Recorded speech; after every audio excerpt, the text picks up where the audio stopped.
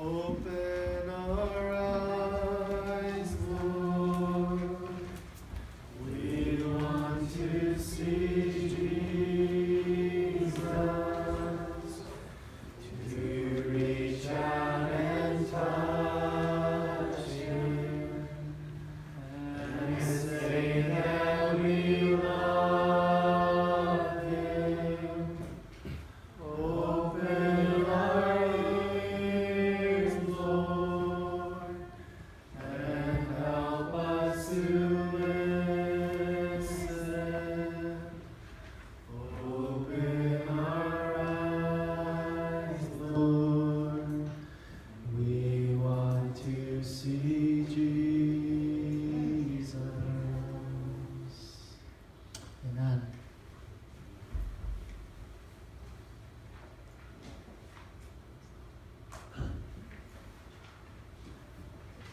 Okay. Happy Thanksgiving, everyone. Oh, a lot of people are here. Whenever we start praise, no one's here, and then whenever I get up here, everyone's here. So good to see all of you guys here. I'll start off with a question. Since we had Thanksgiving, and this is season for Thanksgiving, will there be Thanksgiving in paradise? Okay. Will there be Thanksgiving in paradise? Well, it depends which paradise we're talking about. I'm talking about Paris, California. Will there be Thanksgiving or season of holiday for the people in Paradise, California? So as you guys know, and you guys are all aware of, there has been a fire, and I'm sure all of you guys have been keeping up with it. So I just want to show you some of the pictures and some of the things that are going on. So I know a lot of you guys have been keeping up with it, so I won't go into too much detail. But at one point, they said the fire was going so fast that it was burning one football stadium a second. One football stadium, so at one point, the fire got so fast, or so quick, it was burning one football stadium per second for 90 minutes.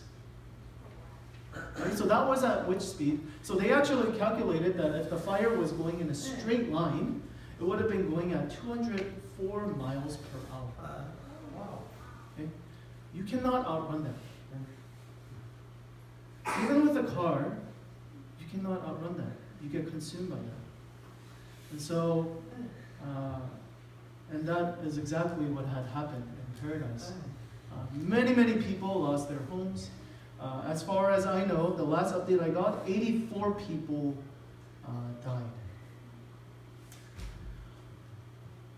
I'm going to show you a picture. This is a map of Paradise. The reds that you guys see there, those are all the houses that got burned. So firefighters, they went one by one on the street and they checked to see, and this was an update of all the houses that were totally burned. They were totally gone. That's what red means. The black, that means those are the houses that are still standing. And the colors in between, those are the variations. Okay. So will there be Thanksgiving in Paradise, California? This one hits a little closer for us as Adventists. This is Paradise SDA Church. That was there before the fire, and this is what is left of it. Will there be Thanksgiving in Paradise, California? So as a church, we did not specifically say we want to donate to one exact location or anywhere else, but instead, I want to give you guys a handout, and I want to also give you guys a way where you can give to the people. I know some of you guys have already given. There are many different ways to give. These are just some of the ways. As Enoch comes up and he's going to pass out papers for you guys. This paper will show you many different other ways. Because also Paradise, our Adventist schools, the elementary school there, also burnt down as well. And so I know that some of you guys, maybe you feel like, when you give money, you're like, I don't know where the money is going to, and I'm not really sure if it's going to the right place. And so the paper that I'm handing out, it has kind of like a scan code where it takes you to an Amazon wish list. And so you know exactly where the money is going. Okay? So Paradise Adventist Church and also the academy there has a wish list of what they need and what the kids need as well. So if you like to donate, there's many different ways. And so as a church, we don't have one specific thing that we have, but we're showing you many different ways of how you can donate. And so I hope that all of us are able to give, because Paradise is only 90 miles from here. And so, I think it was last year, right, when Napa fire happened, and that was like 2 hours away from us, and we're like, well, that's a little far away. But Paradise is only 90 minutes away, and 90 miles away, so, I mean, who knows what can happen. I mean, there could be fire anytime, even in Sacramento, Auburn area, there's a lot of, we're hoping that doesn't happen, but these things can happen. So today, we're going to be talking, as we come into our Thanksgiving season, we're going to be talking about what it means to really Thanksgive. Okay? Because it's easy for us, when it comes to Thanksgiving, to actually thanks and get. Right? Especially with like Black Friday and Cyber Monday, these things coming around. Or I guess Black Friday has passed. But it's easy to go into this mentality of Thanksgiving. Right? Or like Thanksgiving is a time where we need to eat a lot of good food. And by the way, I have great food at Eugene and Eunice's house, by the way. Anyways, but it's really easy to go thanks indulging. Right? Thanks eating. Thanks getting. Instead of get into this mindset of kind of like what Susie talked about today, where we need to actually give thanks and also give as well. So today is really cool because we actually didn't plan this, but Susie actually read the Bible verse that we're going over today as well. So today we're going to be talking about what it means to give. And so it's actually really, really cool because what Paul is talking about in 2 Corinthians, he's talking about these churches that are in help. Just like churches in Paradise, how they have been devastated by a famine, not a fire, but a famine. And how Paul is going around, and especially addressing the Church of Corinthians, basically asking for help. Today we're going to be reading from 2 Corinthians, and it's basically the whole chapter of chapter 8 and chapter 9 that he's going to be basically asking for donation from the Corinthians church. But because it's too long, I shortened it. And so I'll be reading from selection to selection. And so I will be reading out the verses. So try to stick with me. So if you have your Bibles with you or your phone, go to 2 Corinthians chapter 8 and also chapter 9 as well. This is the Word of God. This is from verse 1. We want you to know, brothers, about the grace of God that has been given among the churches of Macedonia. For in a severe test of affliction, their abundance of joy and their extreme poverty has overflowed in a wealth of generosity on their part. For they gave according to their means, as I can testify, and beyond their means of their own accord, begging us earnestly for the favor of taking part in the relief of the saints. And this, not as we expected, but they gave themselves first to the Lord, and then by the will of God to us. Verse 8. I say this not as a command, but to prove by the earnestness of others, that your love also is genuine. For you know the grace of the Lord Jesus Christ, that though he was rich, Yet, for your sake, he became poor, so that you, by his poverty, might become rich.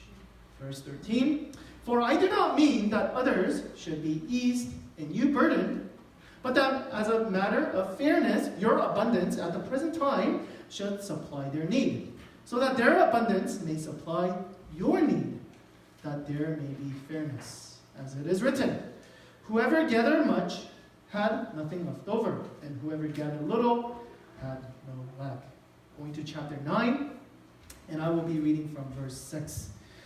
The whole point is this: whoever sows sparingly will also reap sparingly, and whoever sows bountifully will also reap bountifully.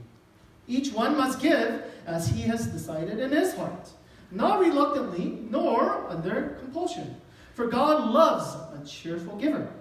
And God is able to make all grace abound to you, so that having all sufficiency in all things at all times, you may abound in every good work.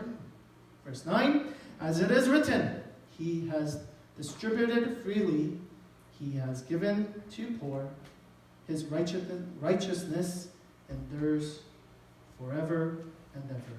Amen. And this is the word of God.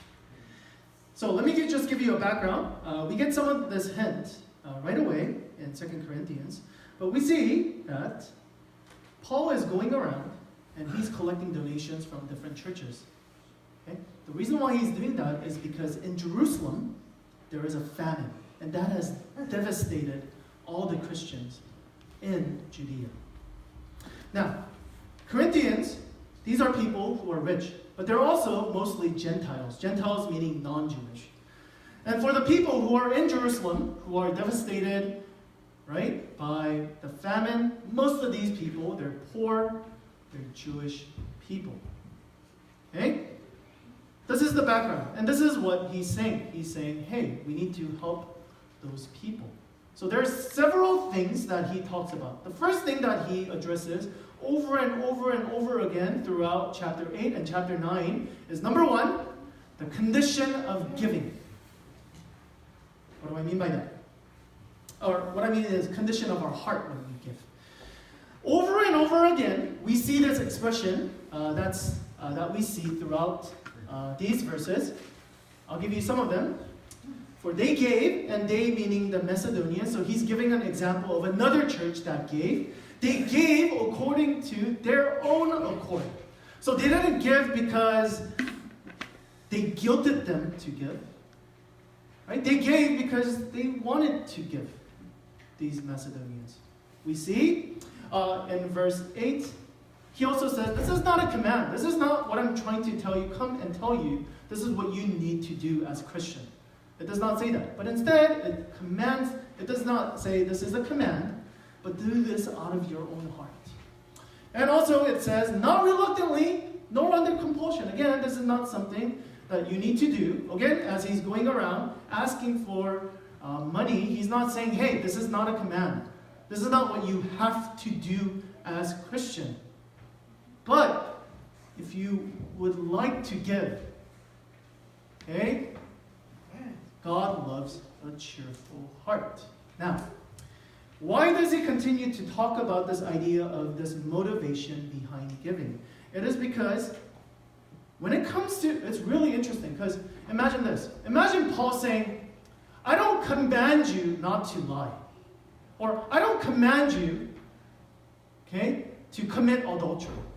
Right? When it comes to other kind of like sins, supposedly sins, he's very, very clear. He says, flee from sexual immorality. He says, do not lie, be righteous. These kind of ideology. But when it comes to money, it seems like he's like, okay, I don't want to command you to do giving. Okay? I want you to do it out of your own heart.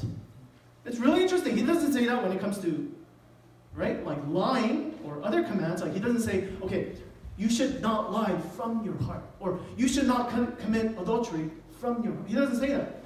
The reason why is because when it comes to this idea of greed, we talked about this from our money series a couple months ago. But when it comes to greed, there is no behavioral inference. Okay, what I mean by that is, It's really difficult for us, or even me as a pastor, or anybody for that case, to just see how you spend money and call you out and say you are being greedy. Okay? Because all of us, okay, we're in different financial situations. All of us, we have different motivations of why we give. Whereas, when it comes to lying, it's pretty clear. When you see lying, you go, okay, that's lying. Or when you see somebody commit adultery, you go, okay, you're not questioning whether somebody is committing adultery, right? But when it comes to greed, when it comes to spending money, when it comes to giving, it's really hard for anybody external, right, to look at you and judge you based on that. And so that's why Paul doesn't really say, this is what you must do. This is how much you must give. Instead, what he says is, I cannot say anything about what you need to give. This is not a command. Instead, look at your heart. Because that's what God sees. Right? For us, it's easy for us to see the exterior stuff. Right? It's easy for us to see numbers and say, oh, this person is paying this much money to church. Or this person is offering this much. And judge people like that. Right? And we see people like putting in money into the basket and go, oh, that person. It's easy for us to do that. But again, Paul does not do that. Paul says, what you need to do is look at your own heart.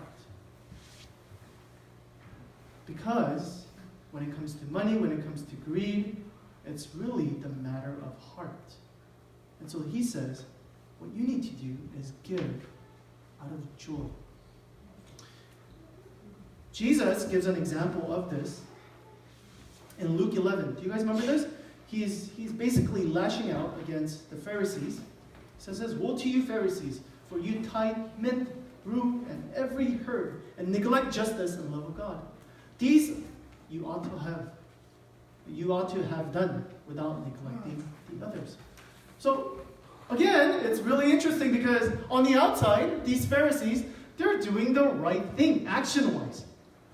Okay, they're so exact that he even says, even the smallest things, you even tithe it. You are exact in your tithe. And yet, he's saying, this is not the right thing that you have done. Why? Because he sees the reason why Pharisees gave is because they wanted respect from other people. Right? This is the reason why. They wanted to sit, he talks about in the next verses how they wanted to sit in the honor seat. They wanted to go in front of synagogue and say, this is how much I gave. Look what I did. So a lot of times he's saying, when we give, we have to check our hearts. Because a lot of times we give out of guilt. We give out of compulsion. We give not out of a cheerful heart, but we give because we want to get something in return. We have this mindset, well, there's a lot of Bible verses or a lot of pastors say this, like, I'm going to be blessed if I give. And so the whole idea is, the reason why I'm giving is because I want blessing in return. And so, again, it's not giving in the sense of you're doing it for the sake of giving, but really, it's for yourself. What can I get out of this? And so we have certain agendas. So our giving, a lot of times, is actually not giving, but what can I get? It's for God's respect or people's respect. And a lot of times it becomes really, really selfish. And so that's why Paul says, hey, that's why I'm not making you do these things. Instead, I want you to look at your own heart. Why do you give? Do you give out of guilt? Do you give because this is lucrative business? That you think this is investment, right? God, I'm going to give you this much. grow it? Or do you give out of a joyful heart? And so that's the first thing that Paul really talks about when it comes to giving. It's the matter of heart. It's not how much you give. Okay? The reason why you give matters extremely to God. The heart of the matter. And so that's why he talks about in Macedonia these Christians who are giving out of joy. Right? They're not giving because they have a lot. It actually says no. They actually gave above their means. They're actually being sacrificial. But they have abundance of joy. As they give, they have so much joy. And that's what the Bible is asking of us as well. It's easy to think of it as a business. It's easy to think of it as, really, even though I am giving, it's really for myself. But God looks at our hearts. So, if you're thinking anywhere as me, as I'm preparing for this, I'm thinking, okay, that is a big, big problem. Because most of the time when I give, I don't really have a joyful heart. A lot of times I'm giving out of guilt. I'm giving because I want something in return. I want God to bless me. This is the problem that we have, right? Most people have is we give, but joyfully? No. When it comes to our hearts, we don't do this very, very well. The second thing he addresses, so the first one he addresses, we do give, but again, condition of our heart when we do give, it's not very pure a lot of times. But also he talks about what happens when we actually do not give at all. This is from verse 13. As it is written, whoever gathered much had nothing left over, and whoever gathered little had no lack. Do you guys remember? So Paul is actually quoting from from the Old Testament. Do you guys remember where this is from? It's actually from Exodus. Okay? Do you guys remember the Israelites? They came out, okay, from Egypt. Where's Maggot? Okay, from Egypt, and they had nothing to eat. And do you guys remember what God gave them to provide for food? What is it? Manna. If you guys remember manna, right? So we're not exactly sure what it was, but it was exactly what happened. But they went out in the morning, and whenever they went out, there were these like bread-looking type of thing called manna, right? And so he's likening manna and our financial situation or money as well. Okay? He's talking about how there were some people who were obviously younger, who had more energy, maybe who were even more efficient when it came to gathering manna. But Moses told them, hey, it's not about you gathering a lot. Because whatever is going to happen is, even if you gather double portion, or even if you try to hoard it, what's going to happen is it's actually going to rot. Okay? So it doesn't matter whether you gather a lot. If you're trying to keep it for yourself, it's going to rot anyways. But instead, share with your neighbors and others as well. And so this is what Paul is actually referring back to. And he's likening this as we spend or as we give money as well. There's two concepts. Number one, like manna, okay, when it comes to money, we have to understand that it is not something that we have truly earned. Okay, yes, in some sense, yes, of course, the people who went out to manna, yes, they had to go and gather the manna. So in that sense, yes, we do work. We do go out. We do work hard. A lot of you guys work very, very hard to actually use your talents, use your skills to collect manna or money. In that sense, yes. But yet, at the same time, you have to understand that your opportunities, your skills, your health, everything that you have is because of what God has given to you. You have to understand that money is not yours. You have to understand that it's God's. And we have talked about this concept over and over throughout the series, How to Be Rich. But again, this concept comes out again. Right? Imagine if somebody says, an Israelite came out and started saying, hey, he started drew a line around it and said, hey, this is all my manna. Okay, you got to pay for these manna. Okay, we'll be like, no, this is from God. And that's the exact same thing. The talents, the opportunities, the fact that you can be in a situation where you are making a lot of money, that in itself is from God. The easy thing for us is to actually say, no, I have earned this. I have worked hard. This is my product. This is what I did. But again, imagine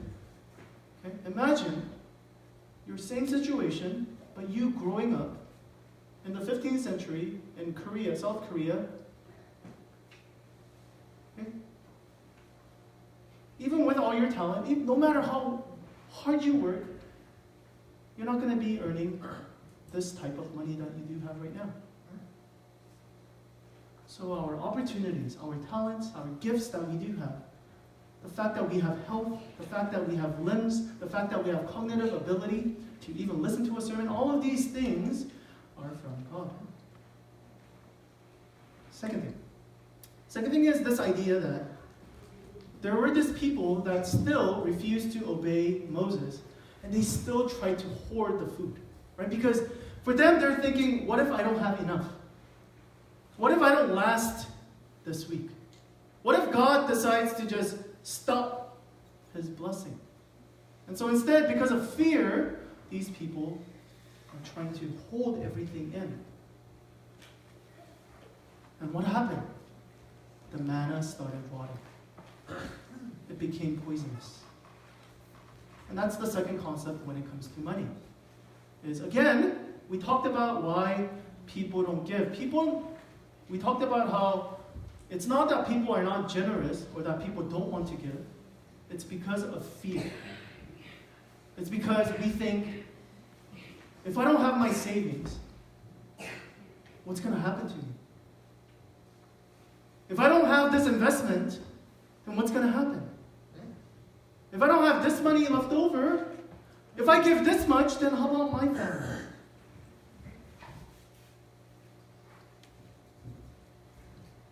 But yet, the Bible continues to talk about how money in itself is not a negative thing, but the love of money, right? We talked about it in 1 Timothy chapter 6. That's what we study for How to Be Rich. How love of money, it becomes poisonous. It rots our soul. That we become attached to money instead. We start placing our security, our identity in money instead of God. Right? And so that's why love of money, this idea of greed, it totally devastates us. It will become rotten. It will destroy us.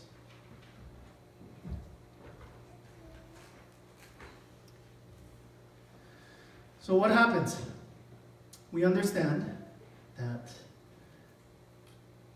number one, when it does come to giving, we're not very good at it, because a lot of times we're doing it for ourselves. And second, when we don't give, it's also a problem as well, because then it turns into greed. It turns into, that becomes our salvation. That becomes our identifier. That becomes our security blanket. And when market crashes, when things don't work out, it devastates us. So what do? What's the solution?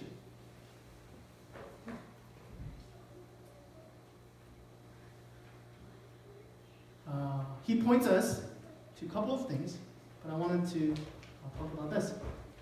The point is this: whoever sows sparingly will also reap sparingly, and whoever sows bountifully will also reap bountifully as well. Now, a lot of people actually have used this kind of phrase to actually talk about, to use this to say, oh, you see, it says it here, the more I give, the more God will multiply for me. But, okay, let's take this metaphor, and because this is not what it's actually saying. Because, okay, even if you take the metaphor to an extreme, what you reap is not what you sow, right? The thing in itself, right? You're not, imagine, right, because what are you doing? You're sowing seeds. But what you're reaping is not more seeds, but fruits, right? And so for us to think, okay, these verses mean, oh, the more money I give, the more money I'm going to get back, that this is an investment, this kind of thought is actually not the correct way of thinking. Instead, it says this, as it is written, he has distributed freely, he has given it to the poor, his righteousness endures forever. Now, what he's basically saying is when we give, what we're going to actually reap, when we sow these things, what we're going to reap is going to be righteousness. Right? That's what he says. He has given to the poor, his righteousness will endure. Okay? That's what's going to come out of it. Okay? If you put in money, money is not going to come out. That's not what's going to happen. But instead, when you give to the poor, when you help, what's going to increase is this righteousness. Okay, now, whenever we think of this idea of righteousness, most of us, what we think of righteousness, we think of good conduct or moral goodness, right? Following God's law.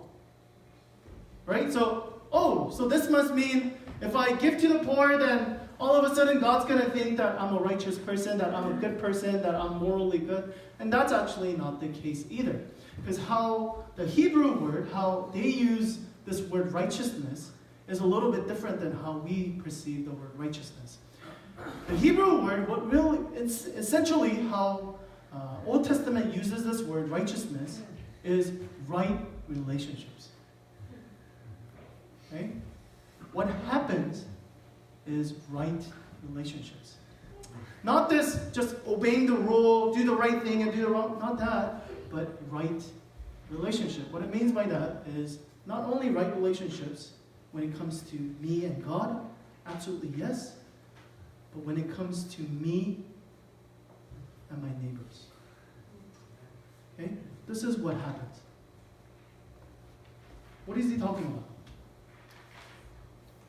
As you give, what happens is as you give, you're making right relationships.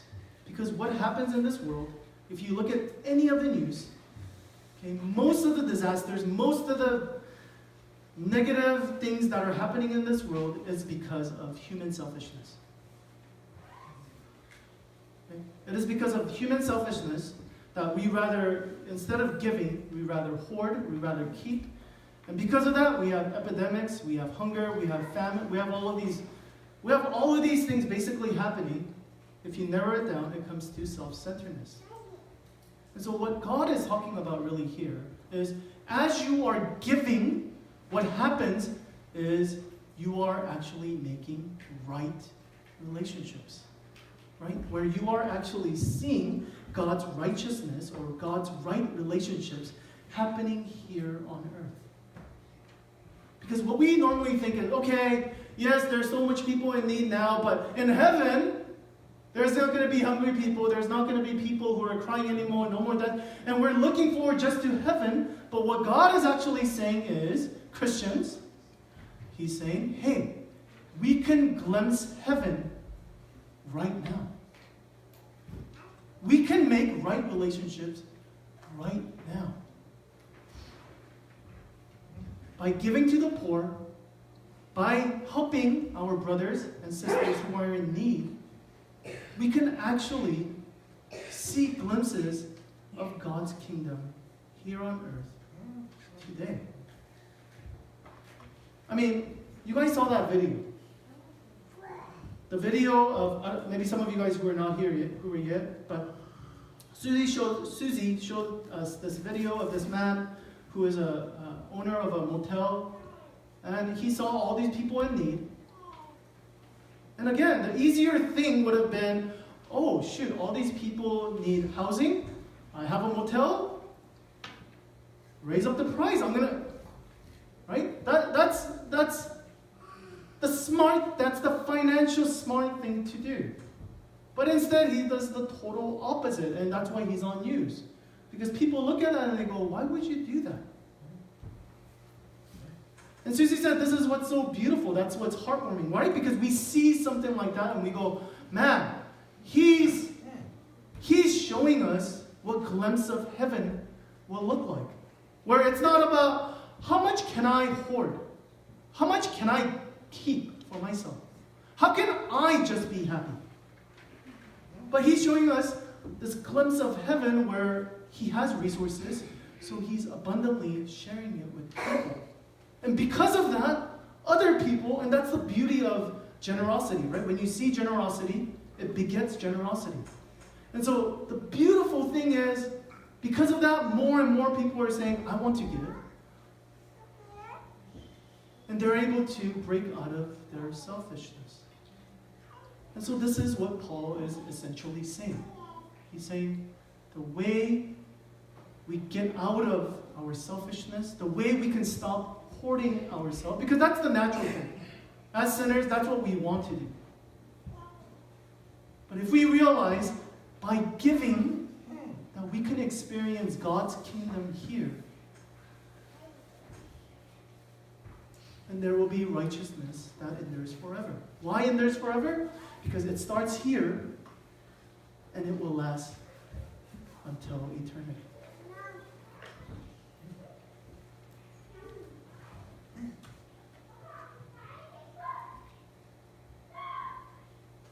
So, many of you guys might say, okay, that's very nice, but I don't have that heart.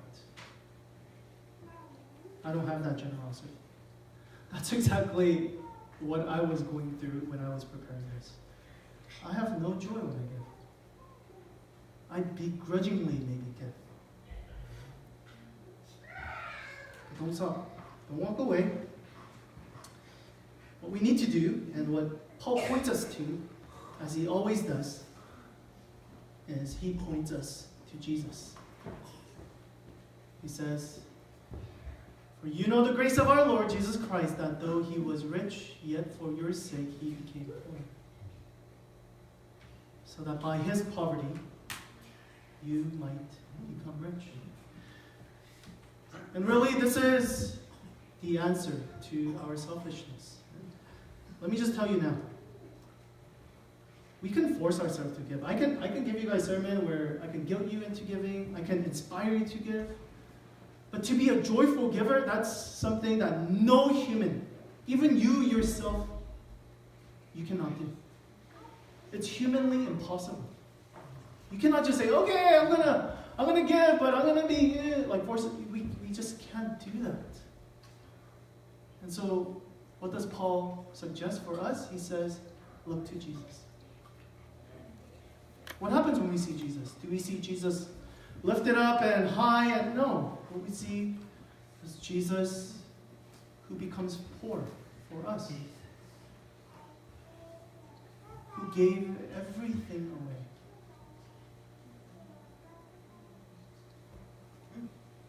So it is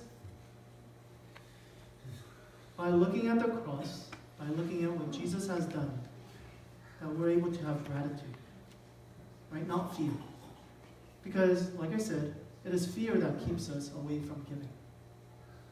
But if we have gratitude, if we're thankful, we can give. Literally, thanksgiving. Right? If you can give thanks, you can actually give. I'll give you one example and we'll end.